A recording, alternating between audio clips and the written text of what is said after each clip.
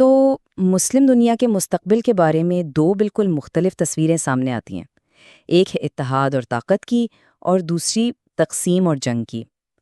ہمارے ذرائع انہی دو راستوں کی بات کرتے ہیں۔ چلیں ذرا گہرائی میں جا کر دیکھتے ہیں کہ یہ کیا ہیں۔ یعنی ایک طرف تو ایک مکمل بلو پرنٹ ہے، ایک خاکہ ہے پین اسلامک طاقت کا، اور دوسری طرف ایک سوچا سمجھا منظرنامہ ہے کہ اگر یہ اتحاد نہ ہو تو کیا ہو سکتا ہے۔ تو سب سے پہلے ہم اتحاد والے نظریے کو دیکھتے ہیں۔ اس کی تفصیلات khamenei.ir کی ایک تحریر سے لی گئی ہیں۔ اچھا، اس پورے نظریے کا جو مرکز ہے وہ ہے امت مسلمہ کا تصور۔ اب یہ کوئی جغرافیائی یا نسلی شناخت نہیں ہے، بلکہ اس سے مراد ایک روحانی، ایک اجتماعی تعلق ہے جو سب کو آپس میں جوڑتا ہے۔ تو سوال یہ ہے کہ یہ اتحاد کن بنیادوں پر قائم ہوگا؟ ماخذ کے مطابق اس کے کچھ اہم ستون ہیں، جیسے توحید یعنی ایک خدا پر ایمان، قرآن، پیغمبر کی ذات، اور پھر اسلامی شناخت کا ایک مشترکہ احساس۔ یہی وہ بنیادیں ہیں جن پر اس نظریے کی عمارت کھڑی کرنے کی بات کی گئی ہے۔ اچھا، تو اس اتحاد کا حاصل کیا ہوگا؟ اس کا مقصد کیا ہے؟ ماخذ یہ بتاتا ہے کہ اس سے اجتماعی طور پر سیاسی اور معاشی طاقت ملے گی۔ اس طاقت سے نہ صرف بیرونی دباؤ کا مقابلہ کیا جا سکے گا، بلکہ عالم اسلام ایک عالمی لیڈر کے طور پر ابھرے گا۔ لیکن جہاں اتحاد کی بات ہے، وہیں اس کو توڑنے والی قوتوں کا بھی ذکر ہے، اور اسی ماخذ میں اس حوالے سے ایک سخت وارننگ بھی دی گئی ہے۔ اور یہ بات سمجھنا بہت ضروری ہے کہ یہاں صرف چھوٹے موٹے اختلافات کی بات نہیں ہو رہی۔ ماخذ کے مطابق اگر یہ اتحاد ختم ہوا تو سمجھے سب کچھ ختم ہو جائے گا، عزت، شناخت، طاقت، سب کچھ۔ ماخذ اس تقسیم کی کئی وجوہات بھی گنواتا ہے، جیسے نسلی تعصب، باہر کی طاقتوں کی مداخلت، یہاں تک کہ کرپٹ حکمرانوں کو بھی ایک بڑی وجہ بتایا گیا ہے جو اس اتحاد کو کمزور کرتے ہیں، اور یہی وہ چیزیں ہیں جو اس خوبصورت خواب کو ایک خوفناک حقیقت میں بدل سکتی ہیں۔ تو سوال یہ پیدا ہوتا ہے کہ اگر یہ اتحاد ٹوٹ جائے تو پھر کیا ہوگا؟ اب ہم اپنے دوسرے ذرائع کی طرف چلتے ہیں جو بالکل ایسی ہی ایک دنیا کا نقشہ کھینچتے ہیں۔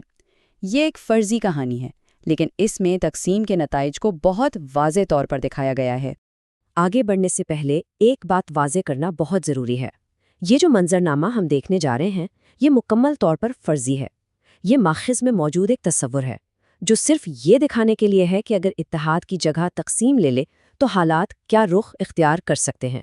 یہ جو فرضی ویکیپیڈیا آرٹیکل ہے، یہ دکھاتا ہے کہ حالات کتنی تیزی سے بگڑتے ہیں۔ کہانی ایک بڑے حملے سے شروع ہوتی ہے، اور دیکھتے ہی دیکھتے صرف چند دنوں میں یہ ایک پوری علاقائی جنگ کی شکل اختیار کر لیتی ہے۔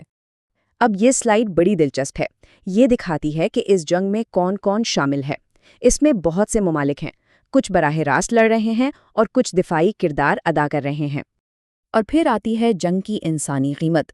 یہ اعداد و شمار اگرچہ فرضی ہیں، لیکن یہ ایک جھلک دکھاتے ہیں کہ صرف پہلے 2 ہفتوں میں ہی کتنا جانی نقصان ہو سکتا ہے۔ اور یہ جنگ صرف اس خطے تک محدود نہیں رہتی، بہت جلد یہ ایک عالمی بحران کی شکل اختیار کر لیتی ہے۔ سب سے پہلا اور بڑا جھٹکا معیشت کو لگتا ہے۔ جیسے ہی جنگ شروع ہوتی ہے، تیل کی قیمتیں آسمان سے باتیں کرنے لگتی ہیں، کیونکہ یہ تنازع دنیا کو توانائی فراہم کرنے والی ایک اہم ترین سپلائی لائن کو خطرے میں ڈال دیتا ہے۔ اور اس کا اثر فوراً نظر آنا شروع ہو جاتا ہے۔ یہ جو فرضی خبروں کی سرخیاں ہیں، یہ اسی طرف اشارہ کر رہی ہیں کہ عالمی معیشت کیسے ایک دم سے بحران کا شکار ہو جاتی ہے۔